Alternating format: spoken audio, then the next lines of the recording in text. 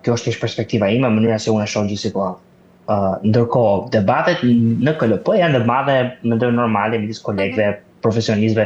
Nuk do doja të hyja në fakt, duke thënë që nuk e njoh mirë profilin e KLP-s, nuk do doja të hyja tek argumentimi pse ka debat apo jo, dhe cilat figura apo palë në KLP duhen ruajtur në status quo dhe cilat jo.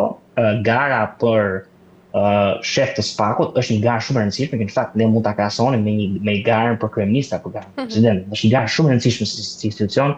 Këta janë 4 profesionistë, janë njerëz të cilët kanë treguar integritetin e tyre profesional, jo më kot nuk janë kandidatë të SPAK-ut, bëhet fjalë për një logo të madhe ose një pozicion të madh që atyre do të shtohet në rezume, nëse arrin të pozicion, kuptohet pagat e SPAK-ut janë marramëndse, pra bëhet fjalë edhe për një pagë shumë të mirë, por sigurisht të gjitha vijnë me përgjegjësinë e madhe dhe përballen me gangrenën e krimit dhe të korrupsionit.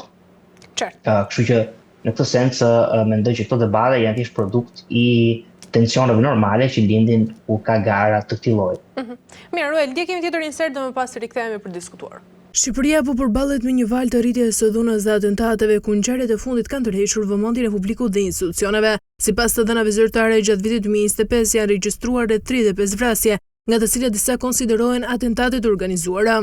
Ngjarjet e fundit përfshin vrasjen me armëzjarrit të Gilmandu Danit në zonën e aeroportit të Rinasit, si dhe vrasjen e biznesmenit Elbasan, por e disa plagose të tjera në shtete të ndryshme. Të dhënat tregojnë gjithashtu përdorim të armëve dhe mjeteve eksploziv në disa raste, duke arritur shqetësim mbi sigurinë publike. Autoritetet po vijojnë hetime ndërsa zyrtar paralajmërojnë se disa nga rastet menden ende të pazbardhura.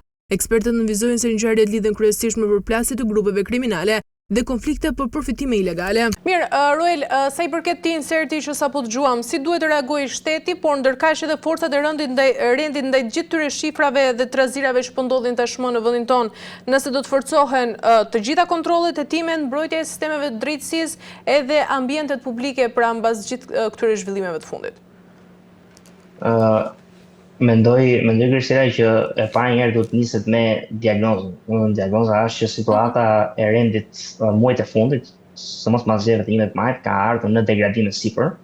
Një farë mënyrë nëse krimi u mobilizua për zgjedhje, siç ne dim çfarë ndodh në Shqipëri, tani më mbas zgjedhjeve çdo gjë është hapur, të gjitha hesapët në një farë mënyrë janë tavolinë dhe krimi ka filluar të bëjë veprimet e veta, veprime që në fakt sigurisht cënojnë në sigurinë kombëtare. Ne kemi një krim tani që ka një farë mënyrë për masat terroriste. Nuk është më në një farë mënyrë për masat e bandave të vogla që po dasin njëra tjetrën, por të sigurisë kombëtare që realisht cënohet nga krimi organizuar. Dhe unë kam pas rastin të dëgjoj një histori shumë interesante të një shqiptari nga Kanada që erdhi në Shqipëri dhe rastisi për ironi të fatit në atë rrethullimin e aeroportit ku ndodhej ekzekutimi mafioz dhe ai në atë moment u terrorizua në familjen e vet dhe bëri prapë atë rrethullimin, u kthye për në aeroport edhe preu një bilet për t'ia mbatur prapë në Kanada pa qëndruar as gjysore në Shqipëri. Që këto janë histori të cilat ne duhet realisht na bëjnë të reflektojmë sepse ky është një vend që ka probleme të mëdha me rendin dhe me sigurinë. Nëse krimi organizuar dikur ka qenë në nivelin e bandave, krimi organizuar sot është një mafia e madhe, një organizata kriminale që sillen si mafia dhe kanë zonat e tyre të influencës, zona ku policia shtetit nuk dot, ka krimi në disa zona, disa raste ka në një farë mënyrë ndikim të drejtë për drejtë tek emërimi i shefave të policisë së shtetit, që sigurisht e bën krimin shumë të shtetshëm, ka fuqi ekonomike sepse ata në amnistinë fiskale investojnë ku duan edhe janë pronar lokalesh, restorantesh, baresh, resortesh në emër të bumit turistik dhe turizmit masiv. Pra krimi tani më ka fuqi ekonomike, ka fuqi politike, SPAK-u ndoshta është zhvillimi mur ndarës i cili nuk e lejon krimin në një farë mënyrë të kontrollojë shtetin shqiptar, por në një farë mënyrë të gjitha hallkat e tjera shtetit për SPAK-ut janë kontroll në krimit organizuar dhe ky është një problem shumë i madh.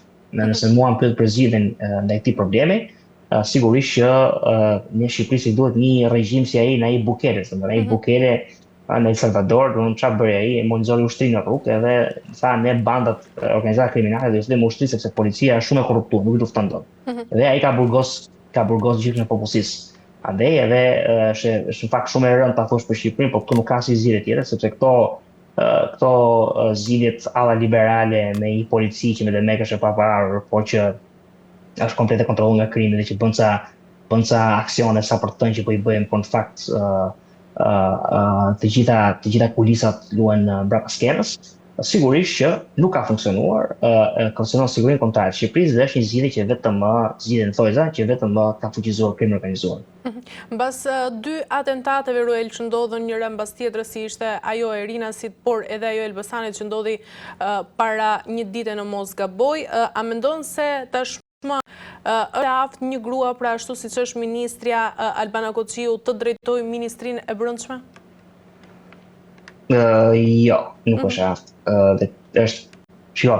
Një gjë keq kur ne themi në sytë e publikut, edhe publiku në fakt është mësuar qoftë në emisione dhe nga mediat që në një mënyrë të dëgjoj këtë supën e servitur nga mendon disa interesa okulte që burra dhe gratë mund të bëjnë të njëjta gjëra dhe s'ka asnjë ndryshim midis tyre, nuk është ky realiteti, sidomos në shoqëri të ashpër dhe brutale si Shqipëria. Mendoj që është shumë e vështirë në vendin tonë për të luftuar bandat kriminale. Shumë e vështirë për të kur je grua për të luftuar banda kriminale, për arsye që janë të ditura dhe janë thellësisht biologjike, s'kemi asnjë gjë me gratë, por mendoj që lufta ndaj krimit organizuar nuk është se po e lufton krimin në Suedi, më kupton, domethënë po e lufton ose në Norvegji, po lufton krimin në një vend i narkoshtetit si Shqipëria. Kështu që dhe dora e fortë e shtetit, sigurisht që gjatë historisë, siç ne e dimë, ka ardhur nga një burr ose nga burra. Dhe në kushtet kur është Shqipëria tani, ne na duhet patjetër dorë jo e fortë, por dorë e egër, e ashpër shtetit, jo vetëm me policinë, që është katandisur në një gjendje të mjeruar dhe është komplet në shërbimin e krimit, por ka nevojë për përfshirje të menjëhershme të forcave të armatosura të ushtrisë shqiptare në luftën kundër krimit. Sigurisht kjo nuk bëhet dot në kondita reale, se Shqipëria është për të punë në Bashkimin Evropian, është anëtare e NATO-s dhe ne jemi një vend thellësisht të jo sovran. Jemi një vend I pavarur, por nuk jemi një vend sovran dhe nuk bëjmë dot çfarë duam me ushtrinë e policinë tonë. Ky është realiteti faktik I konditave gjeopolitike me të cilat Shqipëria duhet të përballet. E qartë. Mirë, Ruel, për ta mbyllur pyetja fundit, sepse kemi arritur në fund, si do të evolojnë lidhjet mes krimit organizuar, politikës, pasurive dhe nëse do të ketë reforma serioze për të neutralizuar të gjitha këto rrjete? Është mendoj një pyetje $1 milion, sepse sigurisht ne nuk mund të parashikojmë dot çfarë do të ndodhi. Shqipëria me futjen e vet në Bashkimin Evropian do të rrisë kapacitetet e saj për të konsoliduar shtetin ligjor dhe për të luftuar krimin organizuar. Unë realisht jam I kësaj bindje. Nga ana tjetër, shohim edhe në urime që Departamenti Amerikan I Shtetit I bëri qeverisë shqiptare për pavarësinë e Shqipërisë për 28 nëntorin, shohim që qeveria amerikane ka një mënyrë efekt të vendosur mjaft mirë ndaj luftës ndaj krimit organizuar, trafiqeve të drogës. SBA ka për disa kohësh tani me administratën që po godet varkat me drogë që shkon drejt saj, duke konsideruar narkoterroristë organizatat kriminale të trafikut të lëndëve narkotike në Amerikën Latine, që në fakt në një pjesë të mirë të rasteve kanë lidhje konjunkturale dhe me organizatat shqiptare. Kështu që mendoj që erat për sa I përket luftës ndaj korrupsionit dhe trafiqeve të drogës po fryn në drejtimin e duhur, por duhet presim. E qartë. Mirë, Ruel, kemi arritur në fund. Faleminderit shumë për gjitha informacionet, ishte kënaqësi. Grisela, të falenderoj për ftesën, kënaqësi për mua. Mirë, të nderuar teleshikues, kemi arritur në fund të kësaj pjese të parë. Bëjmë një pushim të shkurtër dhe më pas rikthehemi në pjesën e dytë.